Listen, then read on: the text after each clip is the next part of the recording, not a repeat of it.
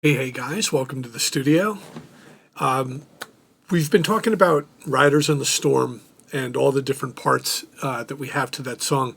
There is one final part that they do have. It's like a transition. I mean, you already know all the main parts. But I thought rather than go over the final transition, because that's easier to do in person, what I can do instead is I can show you sort of how the keyboard player approaches pretty much the entire middle of the song. And what he's doing there is he's kind of making it up as he goes. He's doing an improvisation, kind of like a solo. Well, let me get you onto the piece of paper. All right, this is D blues, and you might want to pause video and copy this down. A couple quick notes about it, in case you can't read it. It is D, F, and G, followed by A, C, and D. And this whole thing is the scale, but we do look at it as if it's divided into two halves. And then down here it says G sharp pass. Okay, so that's what's on the piece of paper. All right. Now, what that is it's not exactly like a normal full scale like we would expect in like classical music or in a lot of other stuff. The Doors, they really were like a blues-based rock band. A lot of early rock was based on blues. So we see this type of scale crop up a lot in early stuff. Now, he does take it a little step further, as you've seen, when he does that fall down from starting on the A and the F.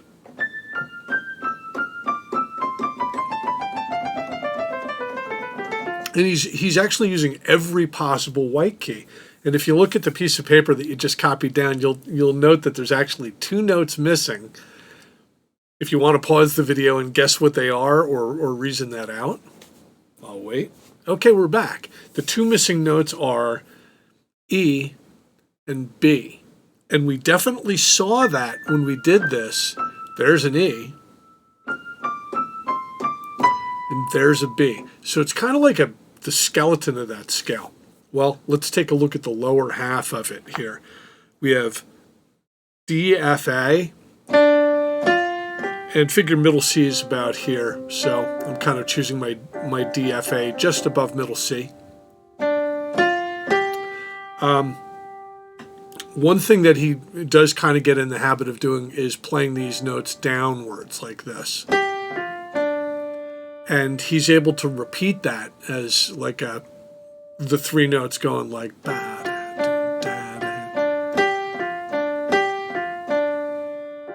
And that's D, F, and A, and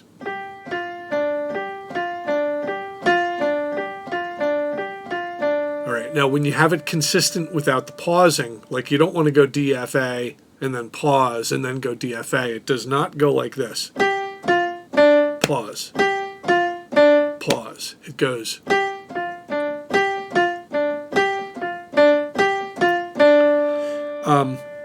If I were to put that in the song, like if he's going like, have like a,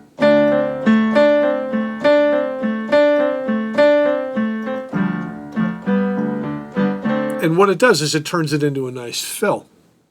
Well, what other possible orders might he have played those notes in? Well, I could have gone upwards. DFG. Was I saying DFA before? I'm sorry, I meant DFG the whole time, but too late to go back and erase it. DFG, DFG. So let's take a moment and get that to go upwards a few times.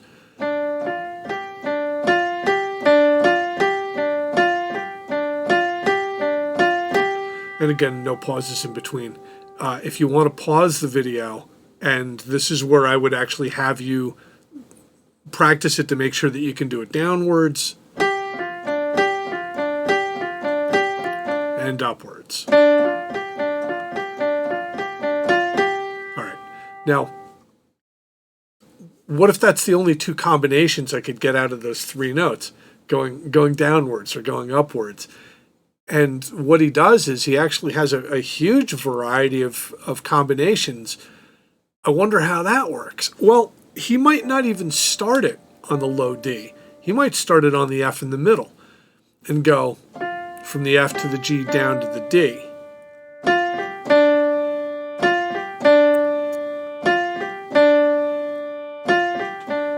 Or he might start on the high G and then go low D, then F.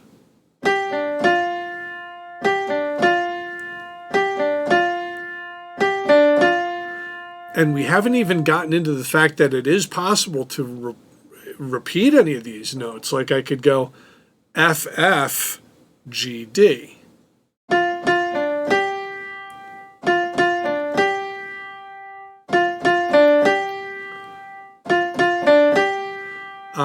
I could go D, D, D, F, G, F, G.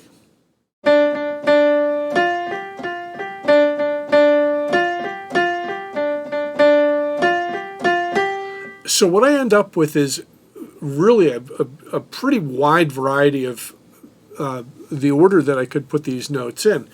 And when he's playing through the whole middle of the song, it almost might seem like he's choosing randomly. When he's hanging around just on these three notes, the D, the F, and the G. And he kind of is random with it. He might go upwards, he might go downwards, he might do like you saw me do, like start on F and repeat notes a couple times and do odd moves. The point is that all these notes work all the time during the song. That's kind of rule number one. And the other thing is you can kind of put your own beat into it. So if you happen to have the blood of a drummer running through your veins, as some people do, you can kind of play a beat like.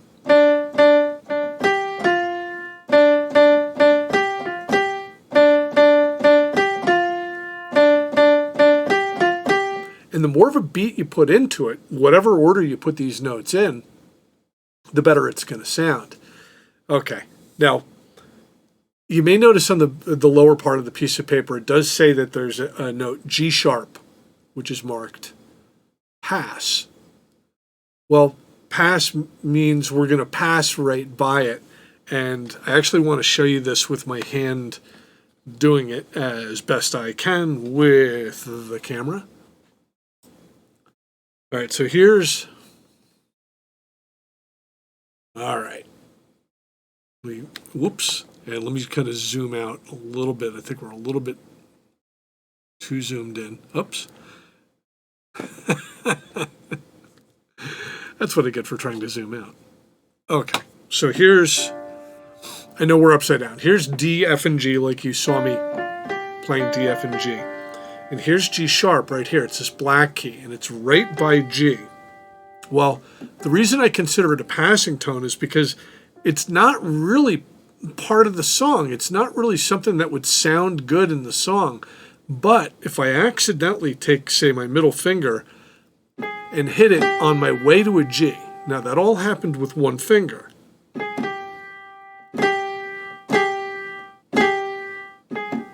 Now, the longer I wait around on there, kind of the bluesier it gets, but also the harder it is to make it work. Kind of a fairly quick move like this. That's enough to add like the blues spice to it. So maybe I'll be running something like this.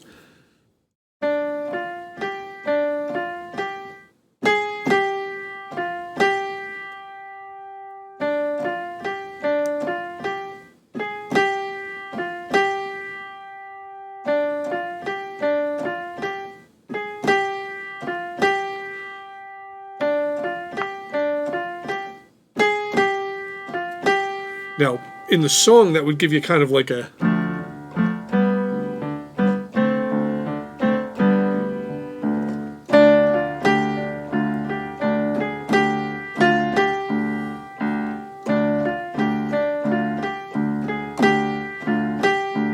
Now, I can change the kind of speed. I can kind of do something like this.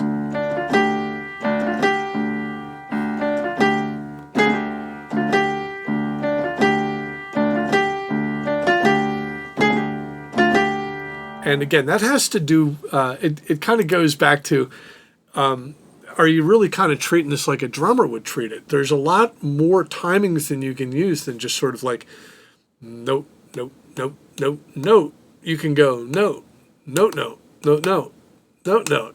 And if the speed of your song is going like boom, ba bam, ba bam, ba bam, I can really da da da da da da da ba da bam ba ba da ba bam bam bam ba da da da da da bam da da da da da da.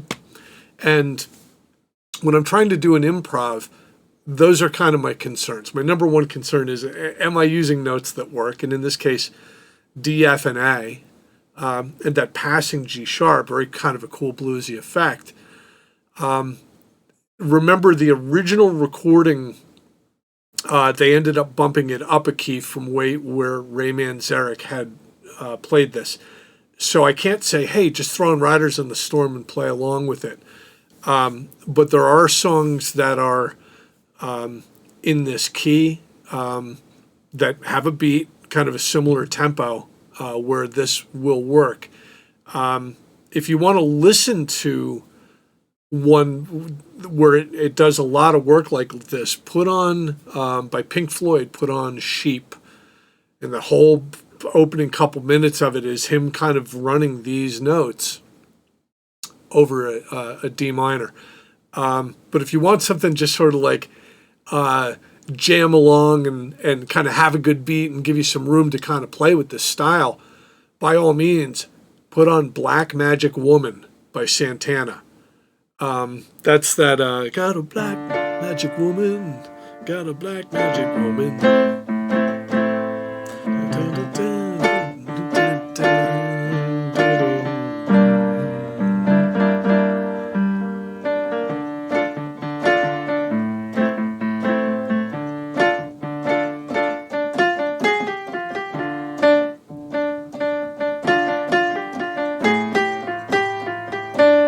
So with that song on, you have like a great a great way with which to master this. Okay, now we only really talked about the very first half of this. We talked about just really D, F, and G. On your piece of paper, you'll see there's a whole other group there, which is A, C, and D. And it's really all the same scale. It really goes D, then F, then G, then A, then C, then D. But as keyboard players, we do tend to kind of cut this in half, like where I showed you on the paper. I am kind of playing around D, F, and G, and if I put on like Black Magic Woman, I can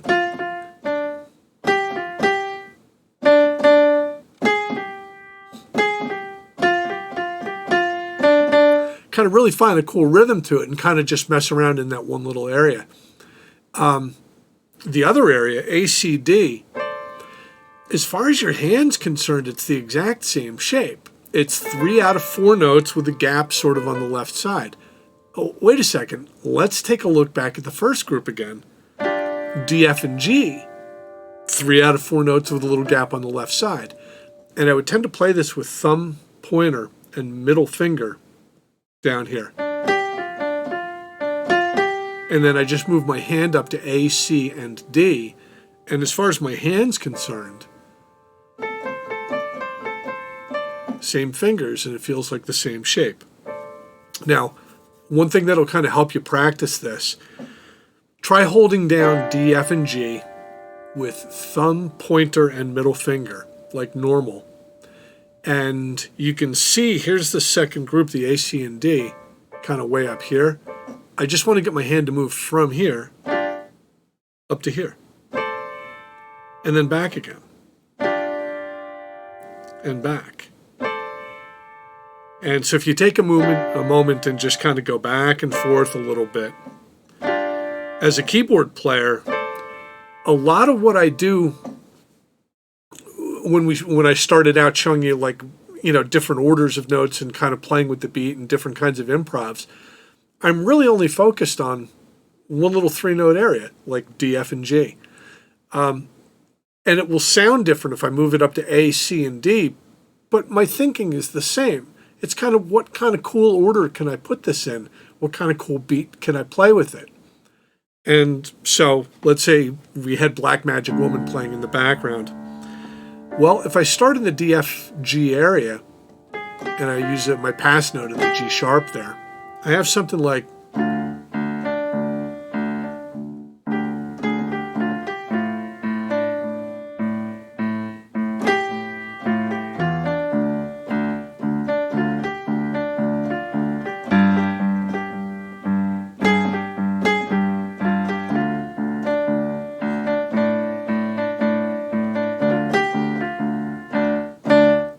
well, what if I move up to A, C, and D?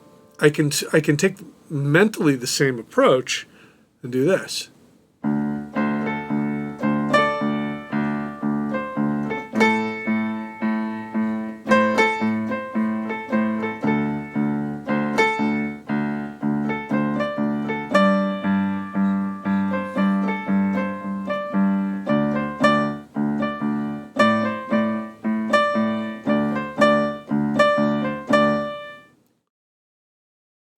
Kind of randomly choosing stuff and trying to play on a beat. Now, the weird thing is this. The G sharp, which would be here now, it's exactly right in between these two groups. Our first group, which was D, F, and G, and our second group was A, C, and D. And if I look at the two groups and I look right between them, there's that G sharp. Well, when we were using this G sharp as a passing note down here, it was easy because I just kind of had D, F, and G, and I could use my middle finger to kind of slur down to this. It's a little bit different when I'm up here because my thumb is on A normally. Well, for normal improv stuff, that's cool, but sometimes I will change my fingers around so that I can put my pointer finger on the A. That allows me to do that G sharp to A pass.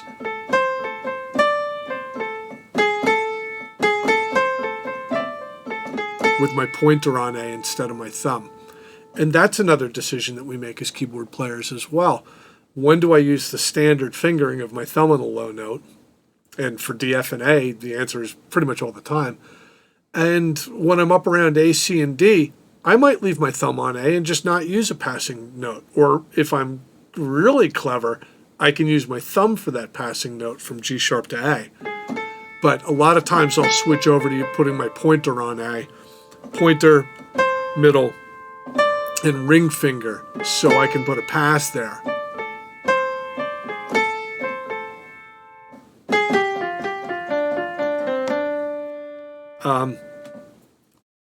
When I was really concerned with practicing this stuff and getting good, I used to practice getting some speed, getting like D, F, and G.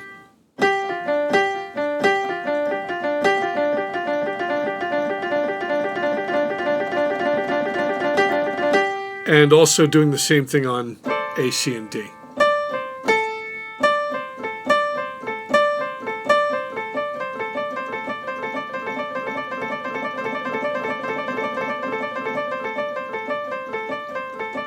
And those are not bad ideas just for rehearsal purposes. I probably wouldn't do that as an actual part of the song if I was playing the song because it's kind of just too fast for the song. But if you want to practice your speed, this is an excellent place to start. So what did Ray Manzarek do in this song, kind of like in the whole middle section? Well, he didn't really overplay. He didn't put a 1,000 notes in, but he just kind of used this D blues scale as sort of a framework for him to just kind of put his hand down and kind of do some cool stuff with it. A lot of great keyboard solos happen to also be in the key of D. It's a great key to be pretty much familiar with. Guitar players love it as well. All right. If you have any questions, shoot me a text. And I'm going to go ahead and upload this now. Hope you guys are having a decent week, and I shall see you next week. Take care.